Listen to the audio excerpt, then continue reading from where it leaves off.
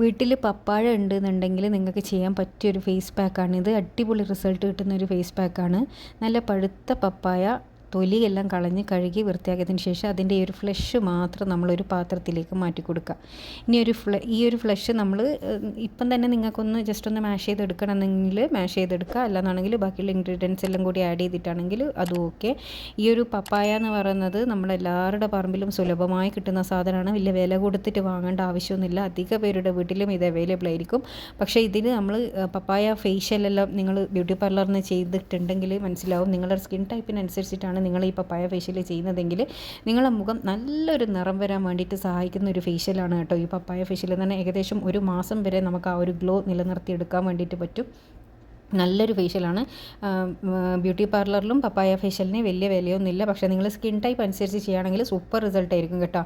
അപ്പോൾ അതിൻ്റെ ഒരു ഫേസ് പാക്കാണിത്. അപ്പോൾ പപ്പായയിലേക്ക് ഞാൻ 1 ടേബിൾ സ്പൂണോളം തേനും അതുപോലെ തന്നെ 1 ടീസ്പൂണോളം അരിപ്പൊടിയും കൂടി ആഡ് ചെയ്ത് കൊടുത്തിട്ടുണ്ട്. ഈ അരിപ്പൊടി എന്ന് പറയുന്നത് നിങ്ങൾ പ്രത്യേകം ആഡ് ചെയ്യുമ്പോൾ ശ്രദ്ധിക്കേണ്ട കാര്യം എന്താണെന്ന് വെച്ചാൽ പുട്ടിൻ്റെ പൊടിയൊന്നും എടുത്തിടരുത്. നമ്മൾ ഈ എന്താ പറയുക, വറുക്കാത്ത പച്ചരിപ്പൊടി ഉണ്ടല്ലോ, വറുക്കാത്ത പച്ചരിപ്പൊടിയാണ് ഞാൻ ഇതിലേക്ക് ആഡ് ചെയ്ത് കൊടുത്തത്. നല്ല പഴുത്ത പപ്പായ ആയതുകൊണ്ട് തന്നെ സ്പൂൺ കൊണ്ട് ജസ്റ്റ് തൊടുമ്പം തന്നെ നല്ലോണം മാഷായിട്ട് കിട്ടുന്നുണ്ട്. അപ്പോൾ ഇത് നമ്മളെ ഫേസിലേക്ക് നമ്മൾ 2 മിനിറ്റ് മസാജ് ചെയ്തിട്ട് വേണം തേച്ച് പിടിപ്പിച്ച് കൊടുക്കാൻ വേണ്ടിയിട്ട് കേട്ടോ. 2 മിനിറ്റ് മസാജ് എന്തിനാണ് ചെയ്യുന്നതെന്ന് വെച്ചാൽ മസാജിങ് കൊണ്ട് ഒരുപാട് ഗുണങ്ങളുണ്ട്. നിങ്ങൾ ബ്യൂട്ടി പാർലറിൽ പോയിട്ട് ഫേഷ്യൽ ചെയ്യുന്ന ആൾക്കാരാണെന്നുണ്ടെങ്കിൽ നിങ്ങൾക്ക് ഉറപ്പായിട്ട് മനസ്സിലാവും, അവരൊരു 3-5 സ്റ്റെപ്പ് ചെയ്യുന്നതിൽ കംപ്ലീറ്റ് സ്റ്റെപ്പിലും അവർ നന്നായിട്ട് തന്നെ നമ്മുടെ മുഖം മസാജ് ചെയ്യും. മസാജ് ചെയ്യുമ്പോൾ നമ്മുടെ സ്കിന്നിൻ്റെ ബ്ലഡ് സർക്കുലേഷൻ ഇൻക്രീസ് ആവാൻ സഹായിക്കും.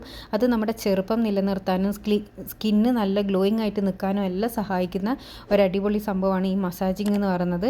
അപ്പോൾ നിങ്ങൾ ഈ ഒരു ഫേസ് പാക്ക് നിങ്ങളെ ഫേസിലേക്ക് അപ്ലൈ ചെയ്യുമ്പോൾ താടിയുടെ ഭാഗത്തുനിന്ന് മേലേലേക്ക് സർക്കുലർ മോഷനിൽ വേണം അപ്ലൈ ചെയ്ത് കൊടുക്കാൻ വേണ്ടിയിട്ട്.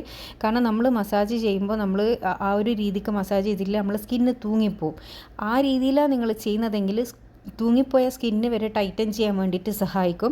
അപ്പോൾ നമ്മൾ മസാജ് ചെയ്യുമ്പോൾ എപ്പോഴും സർക്കുലർ മോഷനിലും താഴ്ന്ന് മേലോട്ടേക്ക് വേണം മസാജ് ചെയ്ത് കൊടുക്കാൻ. അത് 2 മിനിറ്റ് മസാജ് ചെയ്ത് കൊടുത്തിട്ടാണ് നിങ്ങൾ ഏതൊരു ഫേസ് പാക്ക് അപ്ലൈ ചെയ്യുന്നതാണെങ്കിൽ അതിൻ്റെ റിസൾട്ടും വേറെ തന്നെയായിരിക്കും. വെറുതെ ഒരു ഫേസ് പാക്ക് മുഖത്തേക്ക് വാരിത്തെച്ച് കഴുകിക്കളഞ്ഞാലൊന്നും ഒരിക്കലും റിസൾട്ട് കിട്ടില്ല. പ്രത്യേകിച്ച് home made face pack, chemicals ഒന്നും ഇല്ലാണ്ട് നമ്മൾ നാച്ചുറലായിട്ട് തയ്യാറാക്കുന്ന ഫേസ് പാക്ക് ആകുമ്പോൾ ഇൻസ്റ്റൻറ്റ് ഗ്ലോ കിട്ടുമെങ്കിലും അത് പെർമനൻ്റ് ആയിട്ട് നിൽക്കണമെങ്കിൽ ഇടയ്ക്കെല്ലാം അത് ചെയ്തുകൊണ്ടേ ഇരിക്കണം. എല്ലാന്നാണെങ്കിൽ ആ ഒരു ഗ്ലോ കംപ്ലീറ്റ് പോവും.